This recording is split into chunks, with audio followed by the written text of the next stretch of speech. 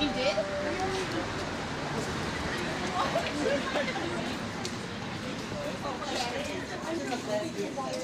Yeah. How funny is that? Were you a lesbian? No, it was actually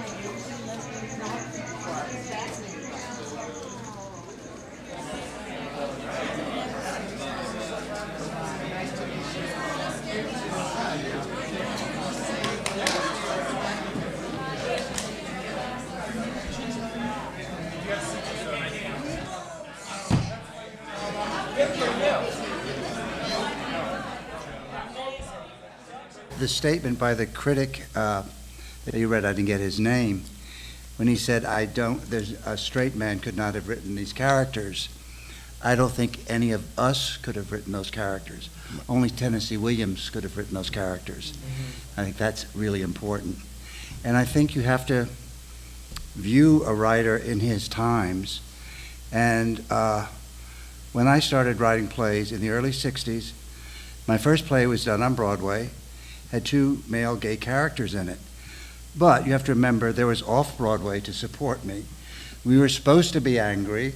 We were supposed to be bold and take chances. So I didn't feel I was doing any big thing, like I'm going to put gay characters on Broadway. Tennessee Williams, he operated out of an entirely different historical context, and being gay was a very different situation. Look how it's changed in my lifetime. I mean, you and Don are married and have children. I'm married. When I came to New York, you know, we ran down dark little staircases, the end of alleys, to go to a gay bar. And look how it's changed in my lifetime. So the theater has changed with it. But I think there's a lot of people I give more credit to the current state of ease with which a young man or woman can come out, to the gay radicals at Stonewall, much more than any playwright or artist or writer. So you can't separate art from the real world around it. And I think that's the main point I want to make. I don't think Tennessee Williams was being fearful. He wasn't a social activist. I mean, look at his plays are very insular. They're not about the world. They're about family. You know, and I just was in London about 3 weeks ago, and I saw a play by Marlowe, Edward II, which I'd never thought I'd see. I read it in college 50 years ago. And the leading character is a gay king with his lover, Gaveston. Very graphic. More graphic because of the mores of today. In the staging, there was more nudity and kissing and groping than there would have been in Elizabethan England. But his homosexuality was completely a matter of fact. It was not what the play was about. They were mad at him because they thought he was a lousy king, not because he was gay.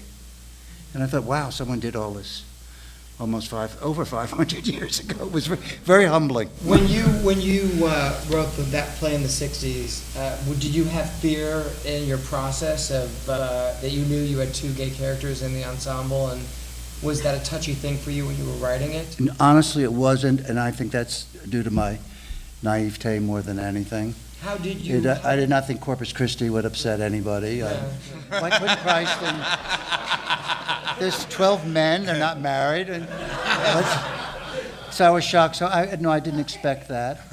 But, you know, I think finally discussions of culture in American society do become about homophobia very quickly. And at the time I wrote that play, I was in a relationship with Edward Albee, and I remember opening night, people still smoked, and all the critics were outside smoking, and they finally flashed the lights like we're really beginning. So they were always the last 8 people to go in. And Walter Kerr said to his wife, Jean Kerr, well, let's go see what his boyfriends come up with. And I thought, they're not reviewing a play by me. They're reviewing a play by Edward Albee's boyfriend, and they don't like gay people. And that's the culture we grew up in. And homophobia is still with us, I think, in the arts. Yeah. I mean, certainly had a theater owner as recently as 10 years ago say, I'd like to commission a play but would you please not make it so homosexual as your last one? And Was that I the was a- Amundsen family? no, The Amundsens are notoriously homophobic. but I was sort of shocked that people could still say, you know, it's very well for other theaters to write those plays, but for our theater, I remember seeing The Ritz in 1975, and I couldn't believe there was a bathhouse on the stage. And it wasn't even about gay people. It was, first of all, the most hilarious play I'd ever seen in the theater, ever. But the environment of it was that Terrence was able to put that comedy in that house. Did you know you were pushing? I mean, how at the time was that envelope pushing? Were you I aware? didn't feel it. You didn't.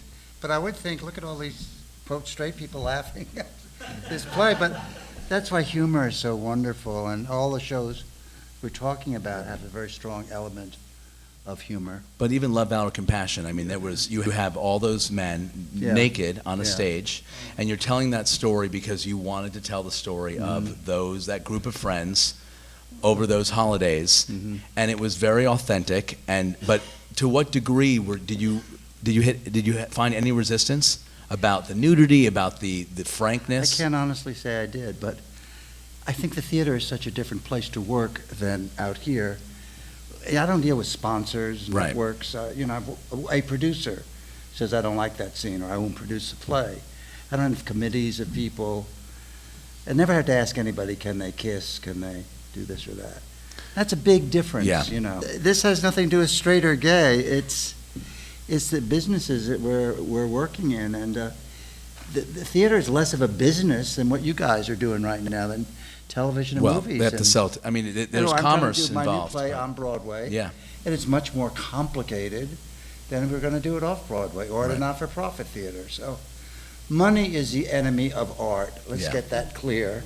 And all of us up here trying to earn a living Mhm.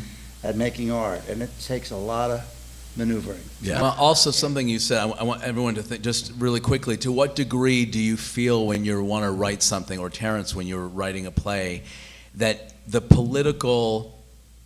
the motivation to get something out there and change the world? I mean, I'm thinking about, well, first of all, you've done it. You've done it so many times. And whether it was deliberate or whether it's just that's your art, that's your point of view. When you write a play, you know, Some Men it's such an important play, and Love, Out of Compassion. I mean, all of them. Corpus Christi is a good Corpus example. Christi.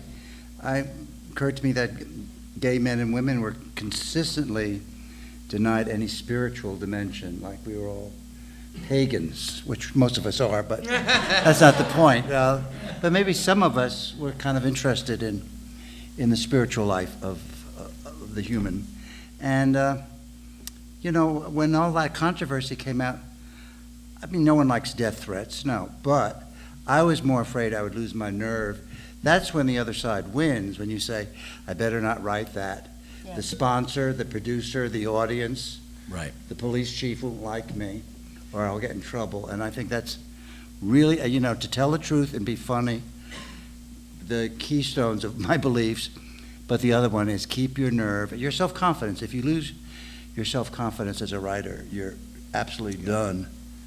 And that whole thing about write what you know about, I think art is an act of the imagination more than anything. My biggest role model as a writer is Shakespeare, which sounds pretty pretentious, but I was introduced to him in high school by a wonderful teacher who changed my life. And what I so love about Shakespeare, he doesn't write his opinions of his characters. He lets Iago be Iago. He doesn't tell you why he's bad or analyze him, and I think that's really smart. Shakespeare never left London, as far as they know. He went from London to Stratford, but he set plays in ancient Greece, ancient Rome, Bermuda. You know, he imagined.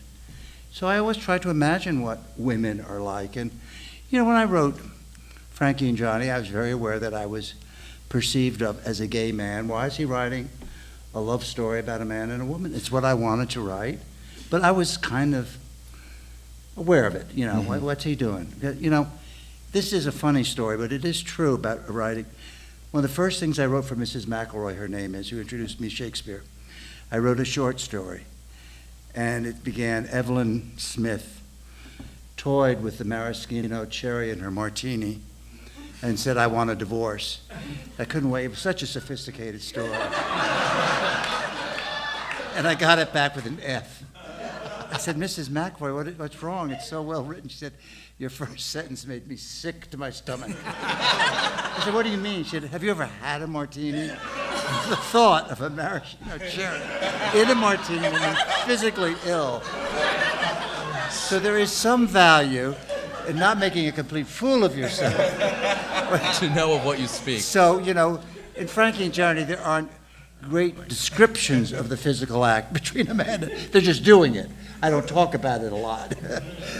Mechanics. So I think I'm sure we all agree it's imagination, but when I hear that only real men can write women, the greatest woman's part I think ever written is Cleopatra. If I was an actress, I would live only to play that part. It's written by Shakespeare, I don't think he was gay. No. But this whole thing that the Tennessee Williams women are really men, I don't think anyone thought that. I think it was the homophobia of its day. We know the New York Times that Tennessee Williams is a homosexual, but we can't write that because that would be libelous. So we'll say the women somehow almost seem like a man. The code. Yeah, a code. Right. Or that the four characters in Virginia Woolf, they do sound like four men, actually, I think. But if Edward wants to write, but Edward is a writer who never wanted to write gay characters, so he hasn't. Stephen Sondheim has never written a gay character, unless you want to say Bobby in Company. But some writers don't. There's no rule that a gay writer, and then you get the whole thing. If you're a painter, what is a gay painting? I've been on panels where, is that painting gay? It's an abstract, looks like a lot of color. Oh, it's very gay. Is this a gay can or not? Very. But the big Diet change Coke. is, I think the world we all live in has changed so fast. Sometimes I say, what happened? But it's not enough to be gay anymore. Right. The terrible meals I had for 20 years in the Village because it was an out gay restaurant. The worst food you ever had, but we went there because they were gay. Now, no. And the play, let the guy take his shirt off. You'll sell tickets. It's a gay play. Not enough anymore. So it's really raised the bar. All of you people, what you've done is all raised the bar, made it harder for the next. It's not enough now to have a gay. Imagine going into I say, I want to pitch a gay series. They say yes. So that's like Yeah. I want to pitch a series about people. They all breathe oxygen. Yeah. They're really, they're a lot like us. So it's. I think it's very interesting what gay men and women are going to be writing about in the years ahead. Well, I want to thank everyone for listening to us talk and giving us voice, and this has been really fun and enlightening.